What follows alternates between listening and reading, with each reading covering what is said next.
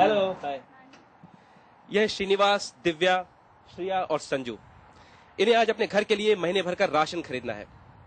अब जिस चीज पर तनख्वाह का 15 से 20% खर्च होता हो, उसे ऐसे आर्थिक हालात में अपने लिए बेहतर कैसे बनाया जाए, इस सवाल का जवाब हमें श्रीनिवास परिवार के साथ ढूंढना है। अब देख रहे हैं हम श्रीनिवास परिवार का बहुत देर से पीछा कर रहे हैं। अब देखना यह है कि अब किस स्टोर में, किस दुकान में जाकर ये अपना राशन खरीदते हैं। मुझे लगता है हम लोग तो वॉलमार्ट ही जाएंगे शायद।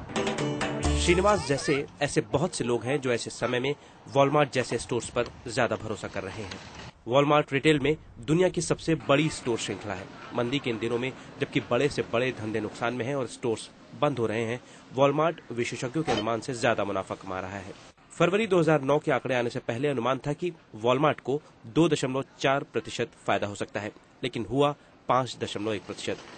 वजह साफ है, ग्राहकों को आज चाहिए बड़ी डील जो वॉलमार्ट उन्हें दे रहा है। जब भी कुछ सामान खरीदना और कुछ अच्छे डील्स मिल जाते हैं तो वॉलमार्ट में मैं ले लेता हूँ सामान। यहाँ तो हर दिन कुछ ना कुछ मिल ही जाता है। So it's little bit of money saving. सिर्फ वॉलमार्ट ही नहीं, अमेरिका का ऐसा कोई भी स्टोर जो लोगों को ये विश्वास दिला रहा है कि उनकी दुकान पर वैल्यू फॉर मनी यानी पैसे की सही कीमत मिल रही है, उनमें भीड़ बढ़ रही है। हम इस वक्त कॉस्को में हैं।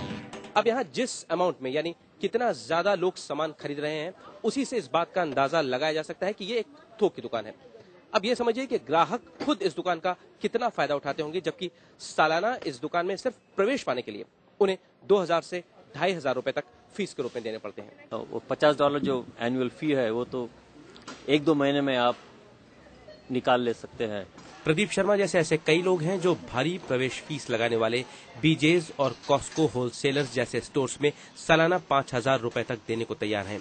उन्हें पता है कि इसके बावजूद वो फायदे में ही रहेंगे। क्या होता है, कॉस्को में बहुत सा चीप सा मिलता है, सामान मिलता है। एक ही जॉब है दोनों के साथ।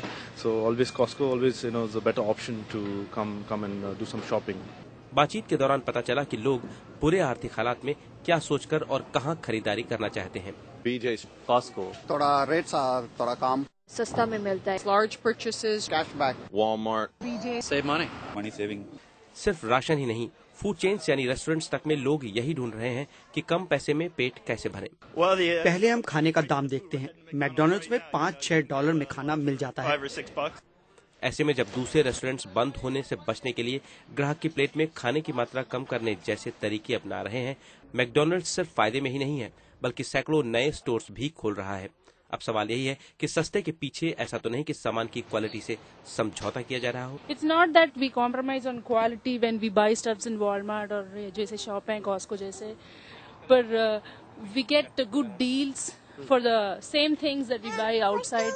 मैं तो क्या सोच लेती हूँ कि what we buy regularly, उसमें तो थोड़ा हमारे लिए पैसा तो थोड़ा जम हो जाता है। मंदी के दिनों में ज्यादा से ज्यादा ग्राहकों को अपनी दुकान तक लाने वाले स्टोर्स में भी अच्छी से अच्छी डील देने की होड़ लगी है। हमें लगता है कि पैसे की सही कीमत है जो ग्राहकों को यहाँ तक लाती है। हमारा उद्देश्य है कि सामान को कम से कम दाम पर बाजार में लाया जाए। तो ये था बाजार का हाल। आपने देखा कि मंदी में बिजनेस बचाने का मूल मंत्र है ग्राहकों को दो कम दाम में ज्यादा माल। अब वक्त है एक ब्रेक का। ब्रेक के बाद अंशुमन आपको बताएंगे कि रोजमर्रा की जिंदगी में परिवार क्या बदलाव ला रहे हैं इस मंदी से निपटने के लिए।